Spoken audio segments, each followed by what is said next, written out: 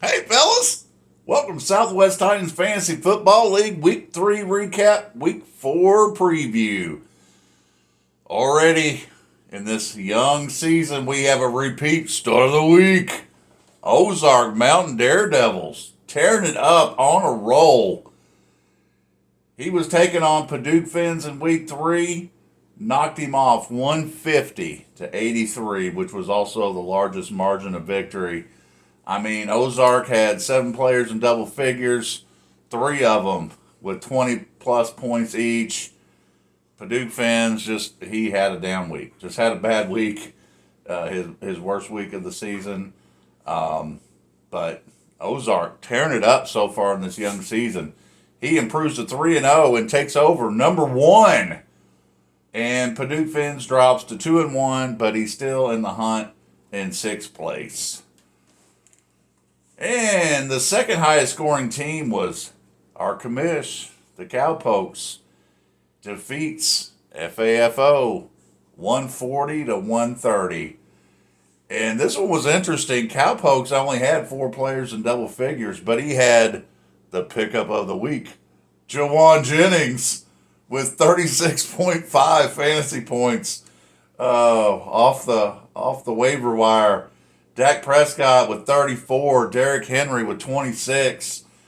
Yeah, he didn't need 6 or 7 or 8 players in double figures. Some of those kind of numbers.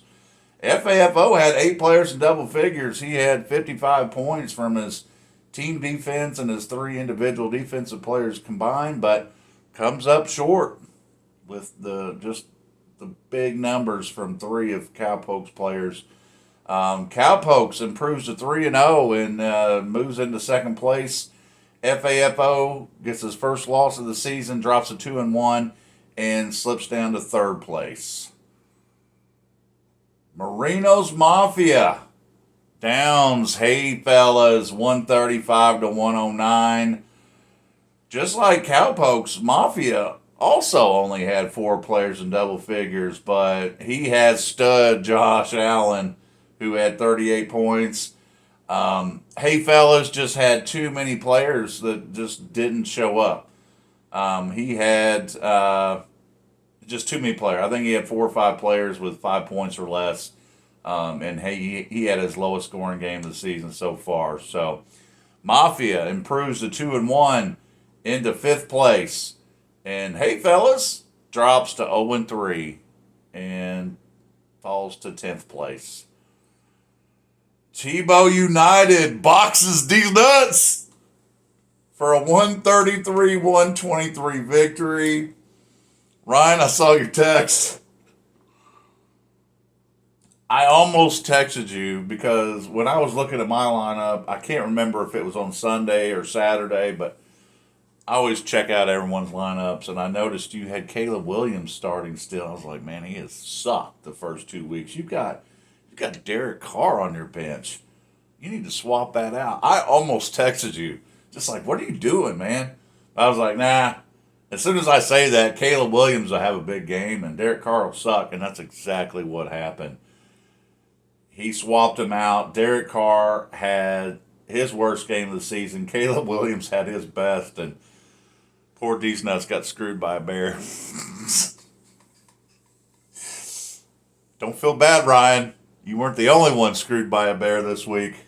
More to follow. Tebow hadn't scored 90 points yet this season, but yet he was able to put up 133. He had 7 players in double figures, despite having 2 players with 0, and still got 133 and the win. Tebow improves to 1-2. He's in 9th place.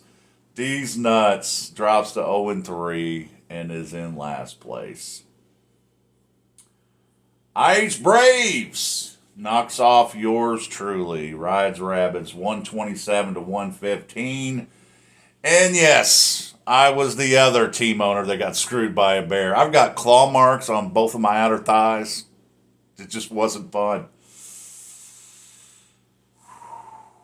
I had Cole Kmet, hadn't done crap the first 2 weeks. Bears tied in. And last week had almost 100 yards and a touchdown. I would have won and had him in there. But we've all been there. We've all been there. We make moves, and then all of a sudden they have huge games when you bench them, and it costs you a win. We've all been there.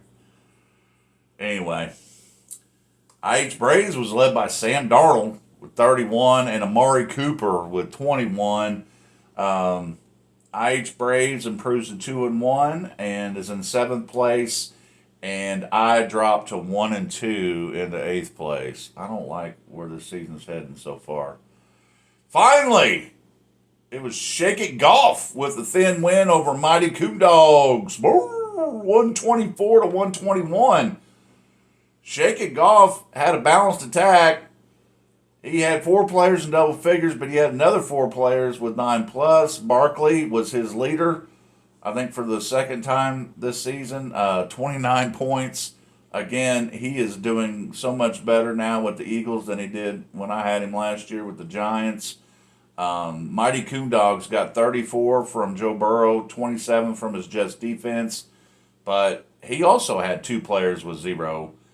But one of them was Shaheed, the Saints wide receiver, who's been strong the first 2 weeks and put up a goose egg. Again, that was just that Derek Carr performance. Bad game overall for the Saints. So it was unfortunate for Coon Dogs. But Shake It Golf gets the win, improves to 2-1, and moves into 4th place. Mighty Coon Dogs drops to 0-3 into 11th place. Now for our Week 4 preview. Number 1, Ozark Mountain Daredevils versus number 4, Shake It Golf. Head-to-head this season, Ozark would be 2-1. Median points, Ozark with a big advantage, 150 to 128. Projection right now has Shake It Golf by 2 points. Ozark does seem to be dealing with some injuries on 3 or 4 of his players. So because of that, I'm going to give a slight edge in my pick to Shake It Golf. And George Washington agrees. He picks Shake It Golf as well.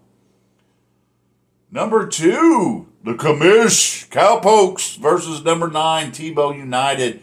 Head-to-head this season, Cowpokes would be 3-0. Median points, Cowpokes would blow him out. 137 to 87. Projections, Cowpokes by 28. I have to go with Cowpokes. But GW's taking the upset with Tebow United.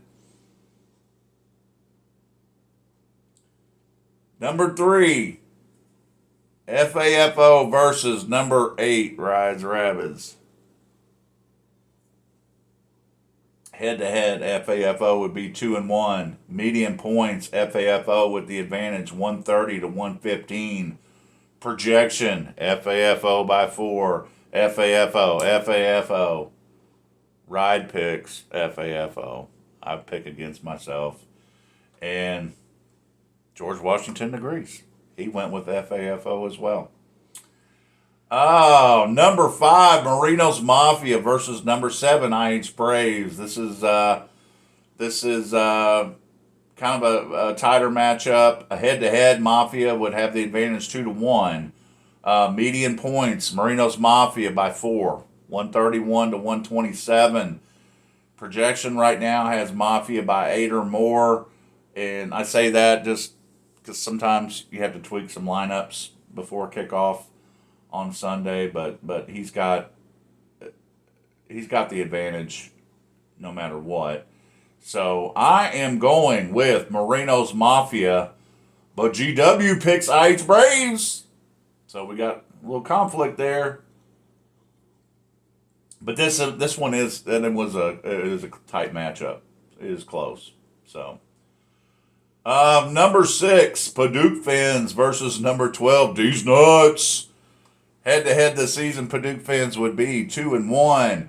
Median points, Paducah Fins with a pretty big advantage, 143 to 119. Projections, Paducah Fins by 18. Ryan has to go with Paducah Fins this week. I'm sorry, Ryan. And GW agrees. He went with Paducah Fins as well. And finally, that takes us to number 10, Hey Fellas versus number 11, Mighty Coon Dogs. Both looking for their first win of the season. This one is even tighter than the Mafia and IH Braves. Head to head, Mighty Coon Dogs will be 2-1. Median points, Hey Fellas with the advantage, 122 to 121. Projection, it was a few basis points. Yeah, that's banker in me. Basis points. It's a tie. It's a tie. I had I had to lean towards Hay Fellas because I just feel like C.J. Stroud is going to have a big game. I feel like he's due for a big game. He's kind of dropped off a little bit lately. I feel like he's due for a big game and just come back into form like he was last season. But GW disagrees. He's going with Mighty Coon Dogs. Boo! So, those are the matchups. And just an update on Ride versus GW. You know, we started this in week 2. We were both tied at 4-2. Last week, Ride's picks were 0-6. And good old George Washington was 2-4. So that puts me through the first 2 weeks 4-8 versus GW, who is 6-6, 50-50. Imagine that. So anyway, hope y'all are having a great weekend and good luck on Sunday and finally on Monday. Hope y'all can get a win. I hope I can. See ya.